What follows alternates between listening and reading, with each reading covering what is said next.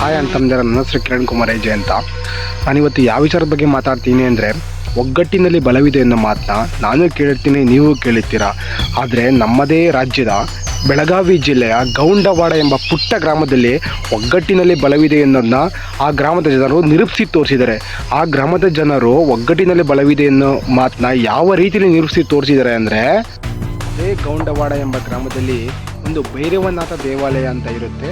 ಆ ಭೈರವನಾಥ ದೇವಾಲಯದ ಸುತ್ತಮುತ್ತ ಅದೇ ಭೈರವನಾಥ ದೇವಸ್ಥಾನಕ್ಕೆ ಸಂಬಂಧಪಟ್ಟ ದರ್ಕಾಸಿನ ಧಾರ್ಮಿಕ ಆಸ್ತಿ ಕೂಡ ಅದೇ ದೇವಸ್ಥಾನದ ಸುತ್ತಮುತ್ತ ಇರುತ್ತೆ. ಆ ದೇವಸ್ಥಾನದ ಆಸ್ತಿಯ ಮೇಲೆ ಅದೇ ಗ್ರಾಮದ ಕೆಲವು ಕಿಡಿಗೇಡಿಗಳು ಅಥವಾ ಅದೇ ಗ್ರಾಮದ ಕೆಲವು ದುಷ್ಟರ ಕಣ್ಣು ಆ ದೇವಸ್ಥಾನದ ಆಸ್ತಿ ಮೇಲೆ ಬೀಳುತ್ತೆ.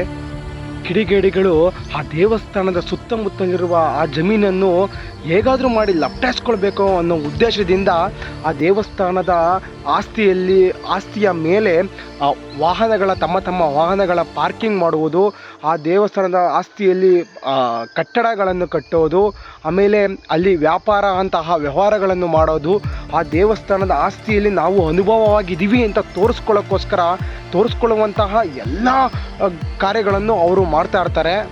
ಆ ಕಿಡಿಗೇಡಿಗಳು ಮಾಡ್ತಾ ಇರೋಂತಹ ದೇವಸ್ಥಾನದ ಆಸ್ತಿಯನ್ನು ಆಕ್ರಮಿಸಿಕೊಳ್ಳೋಕ್ಕೋಸ್ಕರ ಮಾಡ್ತಾ ಇರೋಂಥ ಒಳಸಂಚುಗಳು ಅದೇ ಗ್ರಾಮದ ಎಲ್ಲರಿಗೂ ಆ ವಿಚಾರ ತಿಳಿಯುತ್ತೆ. ಆ ವಿಚಾರ ತಿಳಿದ ನಂತರ ಅದೇ ಗ್ರಾಮದ ಒಬ್ಬ ಜನಪರ ನಾಯಕ, ಸಮಾಜ ಸೇವಕ ಸತೀಶ್ ಪಾಟೀಲ್ ಎಂಬ ವ್ಯಕ್ತಿ ಅದಕ್ಕೆ ವಿರೋಧ ಮಾಡ್ತಾರೆ.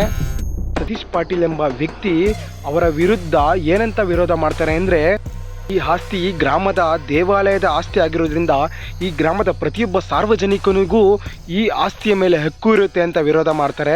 ಇದನ್ನು ಯಾರು ವೈಯಕ್ತಿಕವಾಗಿ ಖಾಸಗಿಯಾಗಿ ಉಪಯೋಗಿಸಿಕೊಳ್ಳುವಂತಿಲ್ಲ ಅಂತ ಹೇಳಿ ವಿರೋಧ ಮಾಡ್ತಾರೆ. ಸತೀಶ್ ಪಾಟೀಲ್ ರವರು ವಿರೋಧ ಮಾಡಿದ್ದಕ್ಕೆ ಎರಡು ಗುಂಪುಗಳ ನಡುವೆ ಘರ್ಷಣೆ ಆಗುತ್ತೆ. ಅಂದರೆ ಸತೀಶ್ ಪಾಟೀಲ್ ರವರ ಗುಂಪು ಅಂದರೆ ಗ್ರಾಮದ ಜನರು ಮತ್ತು ಕಿಡಿಗೇಡಿಗಳು, ಅವರ ವಿರುದ್ಧ ಇದ್ದ ಕಿಡಿಗೇಡಿಗಳ ಜೊತೆ ಗುಂಪುಗಳ ಘರ್ಷಣೆ ಆಗುತ್ತೆ. ಆ ಗುಂಪುಗಳ ಘರ್ಷಣೆಯಲ್ಲಿ ಸತೀಶ್ ಪಾಟೀಲ್ ರವರಿಗೆ ಕಿಡಿಗೇಡಿಗಳು ಮಾರಕ ವಸ್ತ್ರದಿಂದ ಕೊಚ್ಚಿ ಸಾಯಿಸ್ತಾರೆ, ಅಂದರೆ ಕೊಲೆ ಮಾಡ್ತಾರೆ.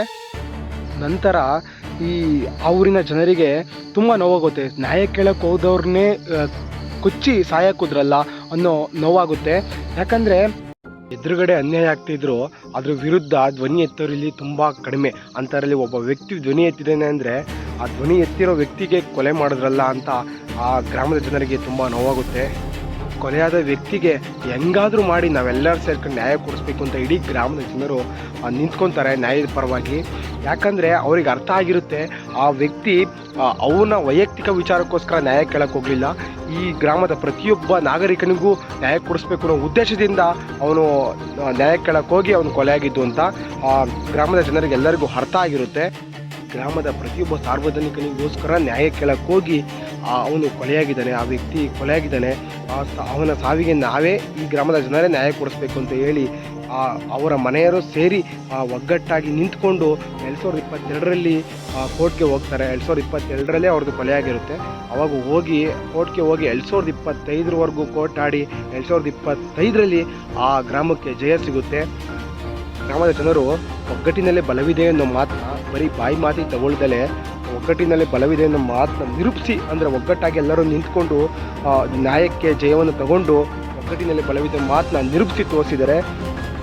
ಆ ಕೋರ್ಟು ಆ ಕೇಸ್ನಲ್ಲಿ 10 ಜನಗಳು ದೋಷಿಗಳೆಂದು ನಿರ್ಧರಿಸುತ್ತೆ. ಆ 10 ಜನಗಳಲ್ಲಿ 5 ಜನಗಳಿಗೆ ಕಠಿಣ ಶಿಕ್ಷೆಯನ್ನು ಕೊಡುತ್ತೆ, ಇನ್ನು 5 ಜನಗಳಿಗೆ ಗಲ್ಲು ಶಿಕ್ಷೆಯನ್ನು ಕೊಟ್ಟು ಮತ್ತು 13 ಲಕ್ಷದ ಚಿಲ್ಲರೆ ಎಷ್ಟೋ ದಂಡವನ್ನು ವಿಧಿಸಿ ಅವ್ರಿಗೆ ನೊಂದ ಕುಟುಂಬಕ್ಕೆ ಕೊಡುತ್ತೆ.